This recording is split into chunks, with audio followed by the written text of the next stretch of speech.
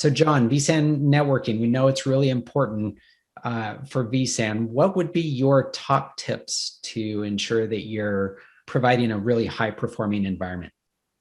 So the network is often one of the most underlooked areas, and since it involves dealing with the networking team, something not necessarily every VMware admin wants to go spend a lot of time looking at, but it's definitely one of the top bottlenecks and areas to go deep dive into.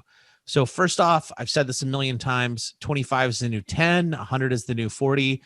Let's go to faster NICs.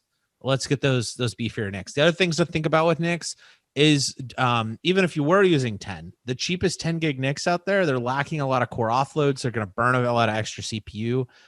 Even just going from the dumber to the smarter NICs of the same speed class is sometimes double the amount of IOPS on a host, just because there's other bottlenecks that those really, really cheap NICs can provide. Next up is switching. Yes, I know you have a 10 gig switch that you was passed down from your forefathers.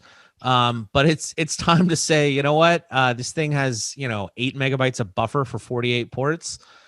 Maybe that's a little anemic. Let's get something a little beefier in here. So let's make sure you're not just getting switches that were designed for what's called access switching, which is code for stuff that people plug printers into.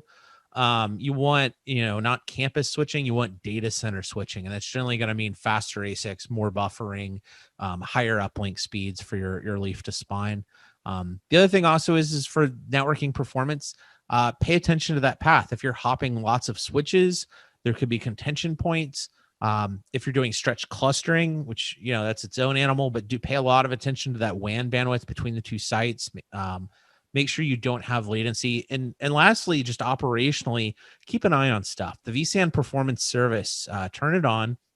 And if you go onto the hosts and you click on monitor and vSAN performance, you can actually dig into the network stats and you can see things like CRC, checksum failures. You can see TCP retransmits.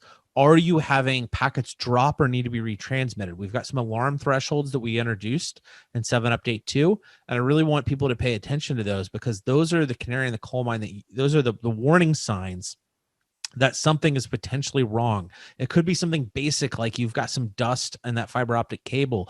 It could be an actual bug in the switch firmware. I root cause and identified entire, switch ASIC failures off of high CRCs or high retransmits. So, let's not be afraid to pay attention to the networking. Thankfully, that vSAN performance service has got some great monitoring help there.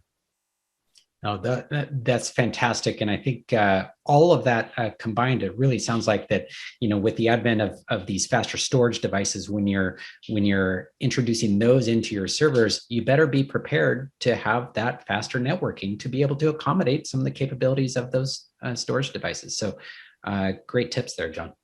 Yeah, HCI has really come a long way. I remember when we kind of struggled to fill a 10 gig pipe, and now I see people complaining of 25 isn't enough for some cases. So the bottlenecks have definitely moved with the faster storage devices.